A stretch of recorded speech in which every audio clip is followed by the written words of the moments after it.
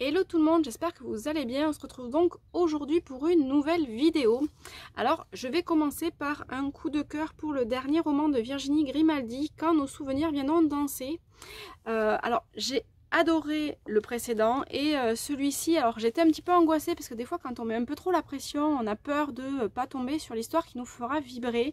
Mais encore une fois, l'autrice nous entraîne à la suite de ces personnages. Donc ce sont des octogénaires qui vivent tous ensemble dans un lotissement jusqu'au jour où ils apprennent que le maire de leur village a décidé de raser le lotissement pour créer une école.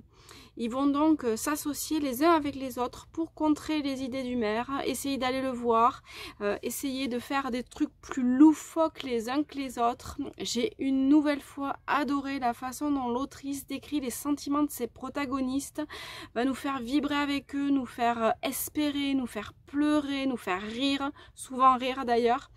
Et jusqu'à la fin, on se demande vraiment comment les choses vont pouvoir tourner. Et je dois dire que j'ai adoré me laisser étonner justement par cette fin qui est tout simplement sublime, qui m'a laissé en larmes pendant un grand moment et qui correspond tellement bien à tout le reste de l'histoire qu'on ne peut que se dire qu'elle est vraiment parfaite du début à la fin. On va passer alors sur un tome 3, mais du coup je voulais vous parler de la totalité de cette trilogie, puisque avec celui-ci la trilogie est terminée. Donc c'est Jack et la conspiration du dragon, donc c'est le tome 3 de la série section 13 de James R. Hannibal.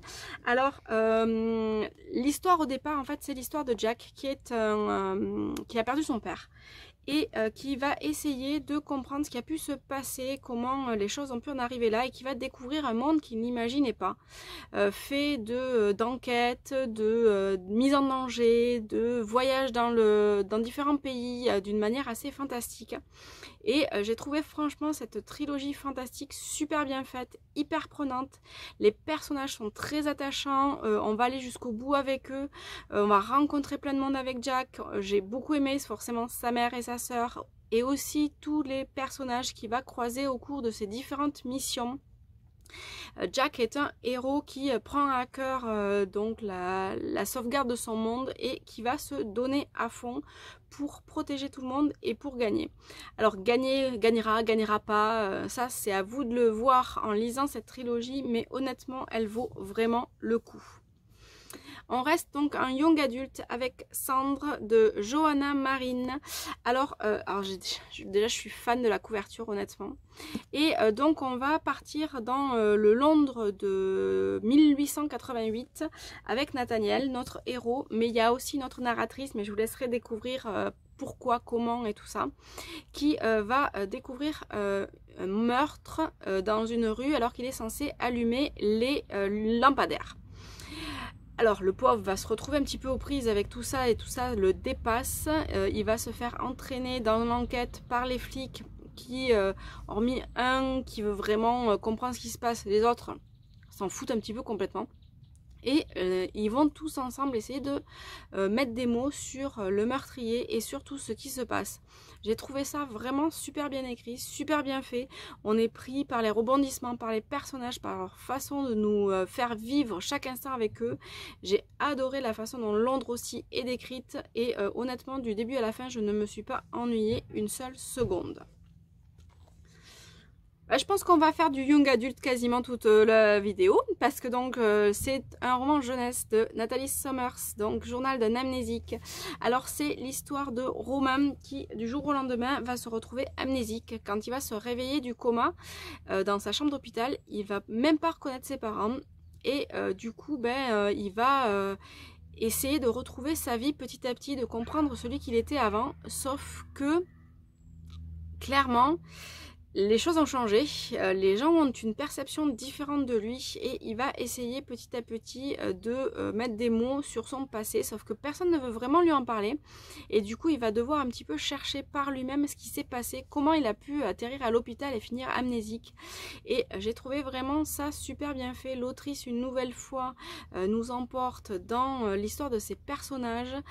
J'ai beaucoup aimé Romain qui est vraiment très touchant et très attachant et j'étais vraiment curieuse de savoir ce qui s'était passé. Je dois dire que j'avais pas vu du tout venir la conclusion de cette histoire et j'ai trouvé ça vraiment super, super attendrissant et à la fois une jolie leçon d'humanité. Je vous l'avais dit, on reste dans le genre. Donc avec Lancer l'alerte de Jean-Christophe Tixier, pardon. Je me suis pas trompée? Non, c'est ça. Donc c'est un roman qui va nous entraîner dans notre époque où la mère de César, le héros, va dénoncer des actions menées par son entreprise et qui polluent la terre à côté d'un village. Sauf que en faisant ça, elle va mettre la lumière sur son fils et sur elle. Ils vont se faire détester par une partie de la population, une autre partie va essayer de les soutenir. J'ai trouvé ça vraiment super addictif, prenant, stressant aussi, parce que du coup, entre les uns et les autres, ils se font pour le moins malmener. Et honnêtement, c'est un roman qui fait diablement réfléchir. Voilà, je ne veux pas en dire plus parce que comme il est assez court, je ne veux pas spoiler, mais en tout cas, allez-y, lisez-le parce que ça donne vraiment à réfléchir et ça apporte beaucoup de questions et de savoir qu'est-ce que nous on ferait dans le même cas que la mère de César et que César. Et donc pour finir, ça va être L'Asperge de Sarah Morant. Alors, il faut savoir que j'avais choisi ce livre pour son titre et sans trop lire, en me doutant de quoi ça parlait, mais sans trop lire le résumé. Et je dois dire que j'ai adoré découvrir l'histoire d'Ali, notre héroïne, qui est donc atteinte du syndrome d'Asperger et qui va aller à l'école avec son frère qui la soutient en permanence. Alors Ali a sa propre perception des choses, elle va vivre sa vie un petit peu comme elle l'entend, elle va rencontrer des gens qui vont chambouler totalement son quotidien et jusqu'au bout elle va nous toucher de bien des manières. Alors j'ai adoré sa relation avec ses parents, j'ai adoré sa relation avec son frère, j'ai adoré sa relation avec ses nouveaux amis et honnêtement c'est un livre qui nous prend au cœur, nous prend aux tripes, nous fait vivre chaque instant avec elle et j'ai tout simplement adoré les suivre dans leur quotidien, la voir un petit peu se débattre avec ses propres perceptions des autres et de sa vie et la voir aller au bout de ce qu'elle espère pour elle, pour ce qu'elle aime et ce qu'elle attend aussi de la vie plus tard.